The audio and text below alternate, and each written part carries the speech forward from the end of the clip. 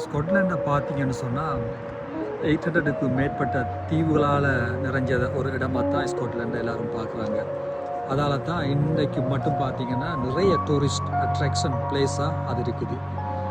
அப்படின்னு சொல்லி பார்த்தீங்கன்னா நாங்களும் ஒரு வெக்கேஷன் டூர் மேக் பண்ணியிருந்தோம் வருவோம்னு சொல்லி வந்து டண்டி என்ற ஒரு இடத்துல தான் இருந்தோம். பாருங்கள், இந்த டண்டின்னு சொல்கிற இடத்தையும் மற்ற நிலப்பரப்பையும் ஜாயின் பண்ணுற டே பிரிட்ஜ் இதுதான்.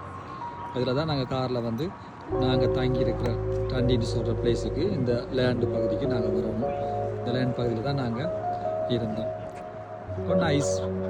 உண்மையில் டண்டி வந்து எல்லா ஃபெசிலிட்டியும் இருக்குது. எல்லாம் பக்கத்தில் இருக்கக்கூடிய இருக்குது. பக்கத்தில் வந்து ரிவர் சைட், இதை வந்து ரிவர் சைட்னு சொல்கிறாங்க. இது பெரிய ஒரு ரிவர் எண்டு மட்டும் நாங்கள் பார்க்க இயலாது.